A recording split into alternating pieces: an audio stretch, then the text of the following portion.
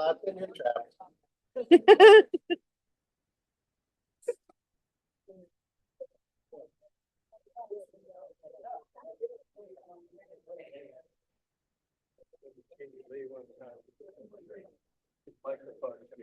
Yeah.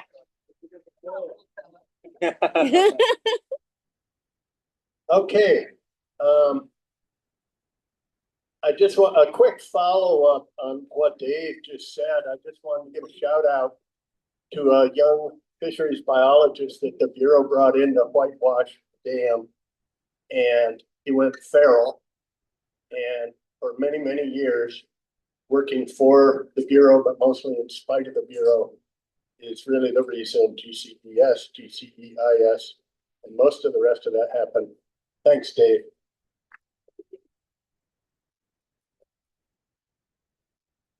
At one point, they had defunded him, taken away his office. He lived in a closet at USGS. I could say a lot about it, but I'm not going to, because I got to talk.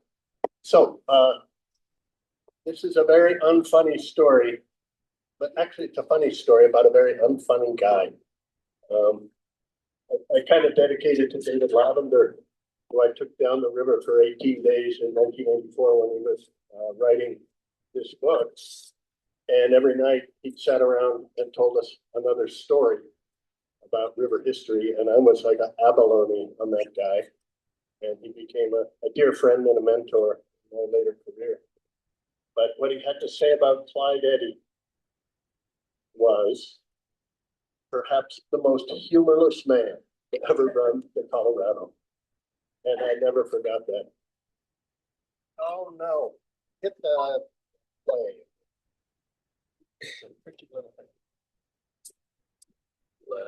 Max. That little button right there.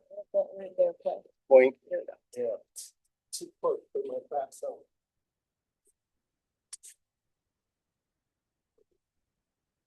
Humorless. This is Clyde Eddy. That's Clyde Eddy smiling. Born in 1889. He first saw the Colorado at the foot of the Hermit Trail and he said, there, it's my river. He fought in World War I. He was an aero gunner, which is pretty early for being in an airplane. And went into the pharmaceutical business, but decided he had to run the river. So what did he do? He advertised at colleges all over the East for explorers, volunteers for an important geological geographical expedition scheduled to leave New York City about June 10th to be gone 6 or 8 weeks. Never told anybody where they were going or what they were going to be doing. But he still got many applicants, and out of those, he agonized and picked 9 fellers. There they are. Fenton, Etcher, Bartle, Weatherhead, Terry, Callaway, Seeger, Marshall, and Holt. And then he had some boats built. And at the time, since Powell, there had been Galloway and Stone and the Colts and the USGS all in the modern Galloway boats. What did he pick? Powell boats. This is the big ones were 22 feet long, 5 feet wide, 1,200 pounds dry before they got waterlogged, but they did have some compartments in them. And then a pilot boat, which was 16 feet long, 800 pounds, all open, no hatches, just throw stuff under the deck. Knowing that a cub bear would be a picturesque addition to the party, I had brought one with me from New York, a New York bear. And there he is, that's Cataract, the only bear to ever run the Colorado. To serve as a mascot, I had a dog, which had been sent to me from the dog pound in Salt Lake City. He must have just written them and said, send me a dog. And there he is, Rags. Hart Airedale, mostly mine. And then 3 more people were added on, a cameraman named Frank Flatwell, and he was sent by International News, and they later recalled him because it's too dangerous. But too bad they left already. A hobo with sailing experience, McGregor, they called him Matt. And thank heaven, a guide, Harley Galloway, son of Nathaniel, who had never been below Green River before, but he'd done quite a bit of boating with his dad, Nathaniel Galloway, and is pretty much the only reason this trip survived. June 27, 1927, a clear, hot afternoon reeking with desert sunshine, 13 men, a cub bear, and a dog, afloat on the world's most dangerous river, a dream come true. My long-planned expedition was underway at last. Mm-hmm. You can see him smiling there. And there they go. And so they're running Powell boats, which are run pointing end backward. He's got two people abreast of each other, two sets of them who can't see where they're going, and then someone in back with a sweep oar. And that was Clyde himself. So you kind of, you gotta wonder why Powell boats?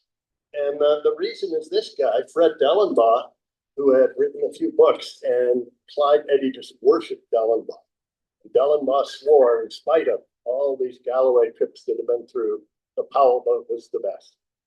And so that's what they did. He actually wrote the foreword for Clyde Eddy's book, too.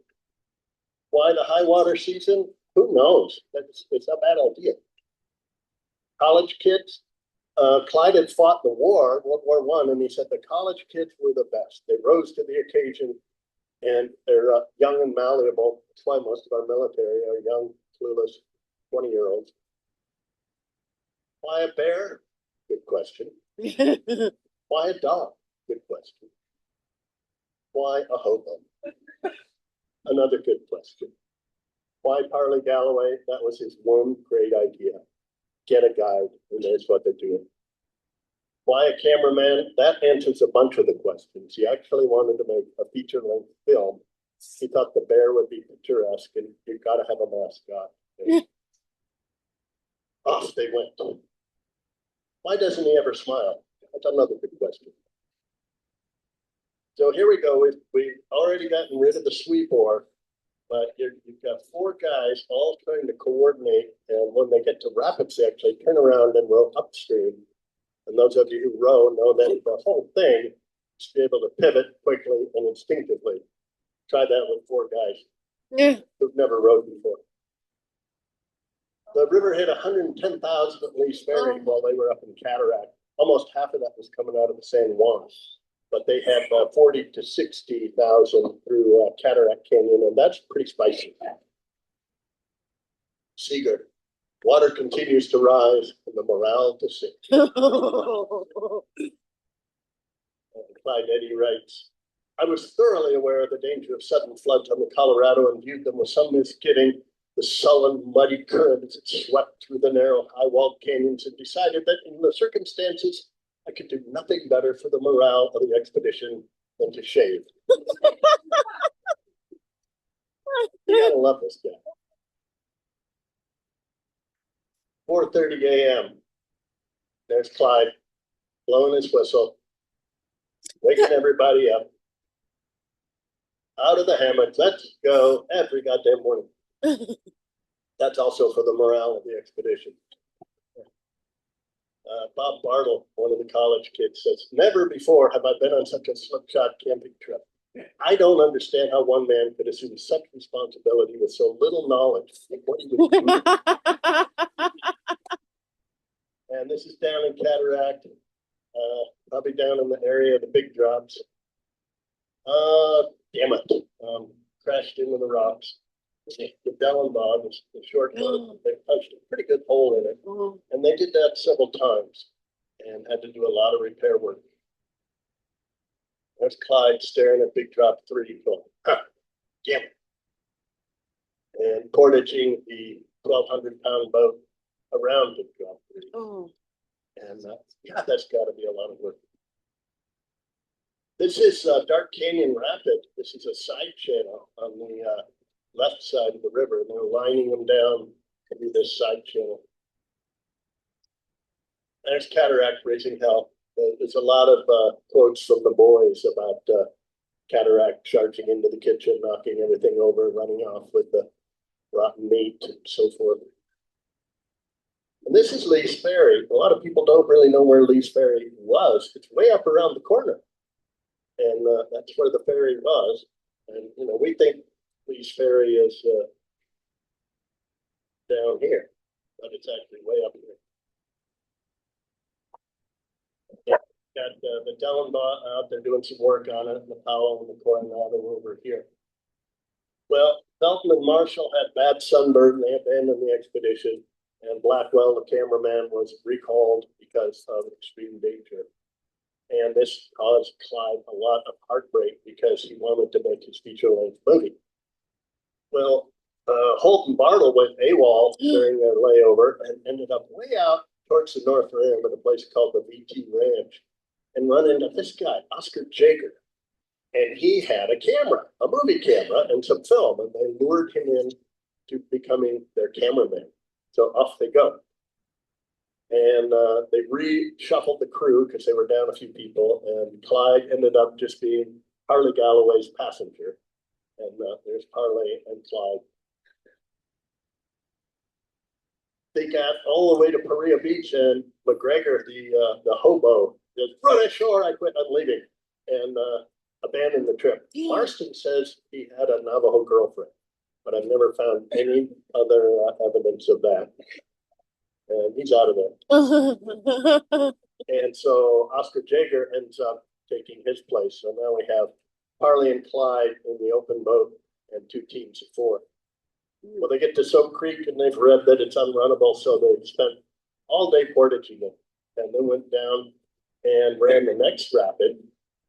And this is great. As we drifted down into the head of the rapids, our pace increased until with the last burst of speed, the swift current thrust us into the waves 10 to 15 feet high from trough to crest, tumbling over backward, dropping on the deck of the boat, pouring over the splashboard, sweeping over us, wetting us from head to foot, half filling our boat with water. The rain almost blinded us, and the wind, whipping off the top to the curling waves, flung the muddy water furiously into our faces. Sky and earth and water were arrayed against us, and I found unexpected joy in the unequal conflict. I swore each time I threw the weight of my body to one side or the other to meet the crazy lurches.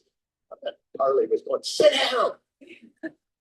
But the boat and the river became a living thing, a monster clutching with dripping fingers to snatch away our lives. I ducked my head when the turbid, snarling waves broke over me, pouring over the hat brim, half strangling me, and held my body rigid against the blows of the river struck. When the waves swept over my chest and shoulders, I remember yet the feel of the water in the boat splashing about my ankles. How the waves looked, rising and falling ahead of us, the muddy water blending with the rocky walls, and they in turn lost in the leaden sky. The river was always alive to me, but never be more so than that morning. Why I so enjoyed the battle, I do not precisely know. I'm certain that I would be described by any competent observer as a mild-mannered man. But there I was, cursing the dragon in its very lair, defying him to do his worst. The dragon, in turn, tossed our boats about, splashed them almost full of water, ruined our pot of half-cooked beans, but permitted us to make the run successfully. We plunged through and ran ashore below to bail the boats. Galloway reported the loss of his second half and borrowed one for Carrie.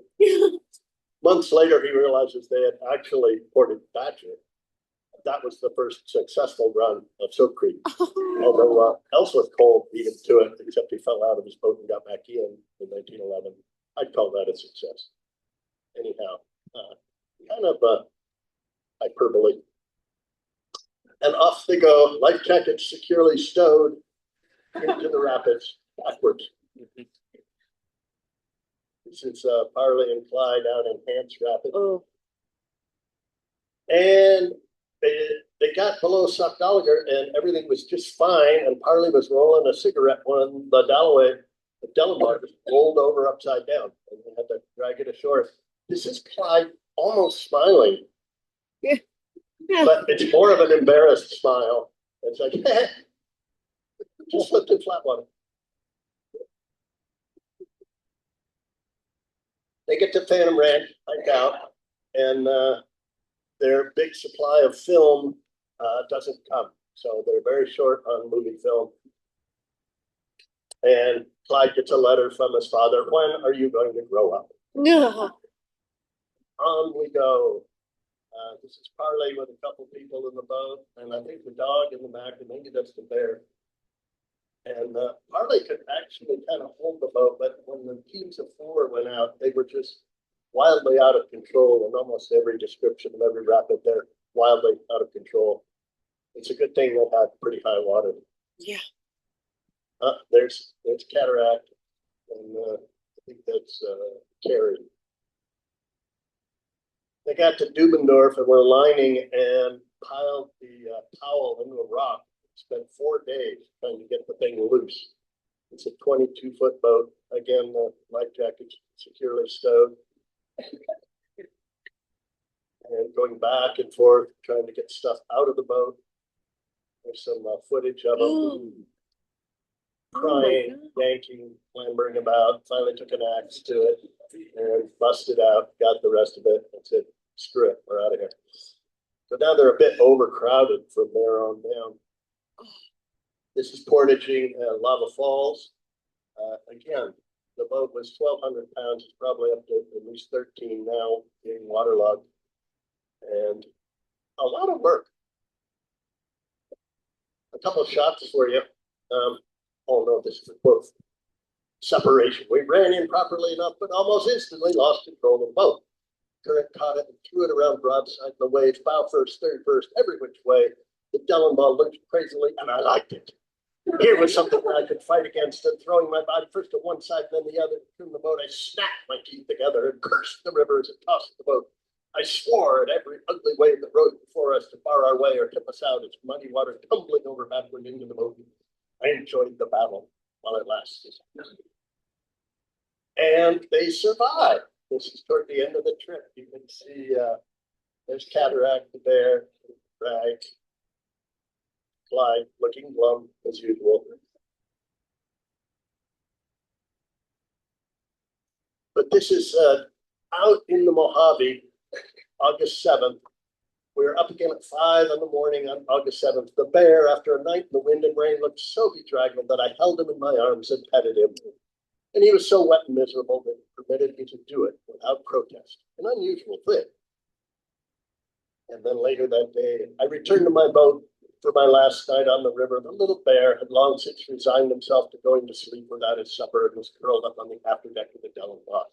But he ate greedily the mixture of crackers and milk that I prepared for him and realized that I had grown fond of him as I watched him eating contentedly. I slept in the bottom of the boat. The bear was curled up on the deck. But maybe Clyde had a heart after all. This is the next day. The bear was sold. The Santa Fe Railroad engineer who wanted to take it home with him to San Francisco. Scrapped the hard bit. Yeah. Here's the welcoming committee at Needles.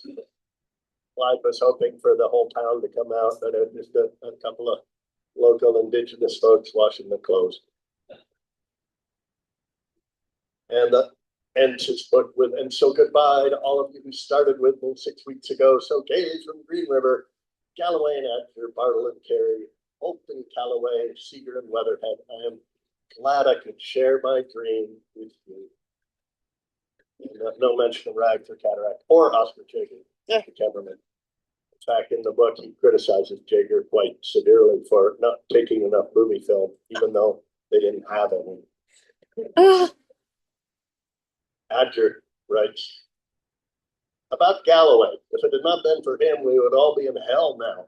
He showed us how to run the river, and his example held the men together. He knew what to do and just when to do it. His quiet, easy ways made us all like it. He showed courage of the finest sort. He wanted to take the chances first to see if it would be safe for the rest of us.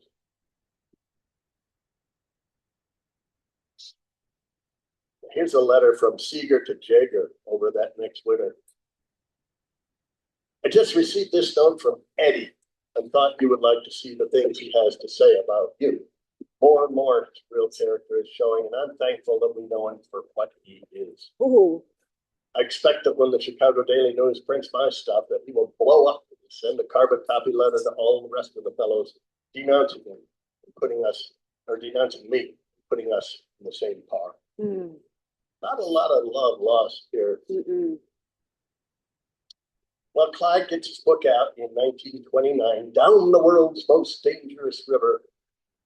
And also released it in England under the title Danger River.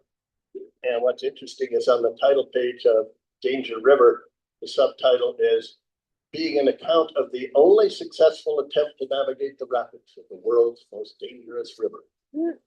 Which is true if you discount Powell, Stanton, Galloway, Flavel, Hull, Cole, Stone, and USGS. Really? Oscar Jaeger didn't think much of that book. And in 1932, he releases his account that really doesn't have much good to say about Clyde Eddy. And it's fun to read both books. He mentions Eddy as the trip organizer in one sentence at the beginning of the book. The middle of the book spends a paragraph defending himself from Eddy's criticism that he didn't shoot enough film because they didn't have any. Credits Galloway with all the leadership of the trip. And he finishes with a fond follow-up to Cataract and Rags and the whole college crew. He's kept in touch with all of them, visited most of them. Bob Bartle took Rags home to Wisconsin. Clyde doesn't tell me what happened to Rags. Jaeger writes, it was my pleasure to see Rags only a few months later. What a fine-looking animal he was and how he had developed under the fine care of the Bartle family. He became the idol of the neighborhood. But no mention of Clyde Eddy. So Eddy goes on, regardless, does a couple more river trips, just cover fairly quickly. He gets invited to come out that very fall on the Pathé Bray trip, who was lost in Glen Canyon. Well, they weren't lost at all. This was a publicity stunt. But they get the famous Clyde Eddy out there. There's Clyde looking glum. And they go from Lee's Ferry down to Phantom Ranch in ice cold December weather. And Eddy ends up being the crew's liaison between, there's Pansy, second dog down the Colorado. Oh my goodness. And the Bray of Pathé Bray kept sending the men their paychecks and never signed them, so they weren't any good. So Eddy leads a strike at Phantom Ranch waiting for cash. And they get it. And Eddy goes home. And then, 1934, he gets invited to go down with the knuckleheads from Vernal. There's Big Joe Frazier, there's Bus Hatch, and Alton Hatch, Royce Mowry, Frank Swain, and Bill Farney. And they've all got these snappy new racing vests on, and Clyde looks like his mother dressed him. He looks all rose. Yeah. He just didn't get it. These guys were always laughing and joking, and Clyde didn't get it. It's 1 to 2,000 CFS, quite a low water trip. Eddy rode with Frank Swain, who was cracking jokes all day, every day. And Clyde just has some really grumpy notes. Courage and skill without judgment. Courage and skill with judgment. Bus and Frank. He didn't think much of Bus's boating. Wind, sand, rocks, the 1,000 ways the river makes you uncomfortable. Bus reports not enough tar to repair our boats properly. Lost in Lee's Ferry when the bottom melted out of the can. Careless. Never have had sufficient oars. Getting through by the skin of our teeth. But they got some footage off of this, and this one I showed a few years ago. This is the real Doris Rapid, which is below the one we call Doris. This is Bus Hatch and Frank Swain hitting the hole and almost looking, whoa, no.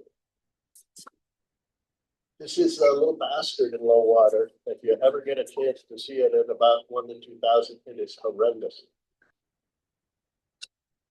There's Separation Rapid, for those of you who have never run it, which is all of us. But this is at 1 to 2,000. It's really chunky up here, and then it plows into this fin of rock and throws back into the other side and on out, which would give Major Powell and Powell boats a lot of pause, I would think. And but that's what it looked like. This is Lava Cliff, and all of us who run down there have seen this cliff line, but you're seeing it from about this elevation. And this is where the river silt is now. Oh my. And it's the rapid. And again, a really complex pile of rocks. Spencer Canyon just throws out this huge delta. And then there's another pile over here, so you can throw back and forth. And the giant boulder down here where all the water's taking into it. So that's why I had bad reputation. And there's Pierce Ferry, as seen from up on the hill. God, I'd like to see that. 2 minutes, bro. Well, Clyde does one more river trip. There he is. On the Thames, the mighty Thames in England. And here he is. Lunch in the rain below Bad Block Height Ferry consisted of day-old cheese sandwiches and half a bottle of cold tea. And he wrote a book about that, voyaging down the Thames. But I just get to thinking, I wonder if this whole thing was a put on, if he really did have a sense of humor, but enjoyed portraying himself as a humorless boob. Because here's the frontispiece of this book. He couldn't have done this seriously. The author, wading in the Stripling River 2 miles below its source at Thames Head, standing there in a suit and tie, glumly holding his light meter. Maybe he had a sense of humor after all. No?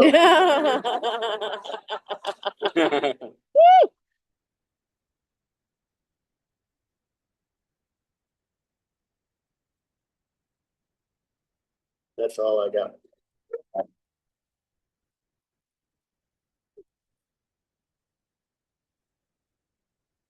Equitable time. Nice.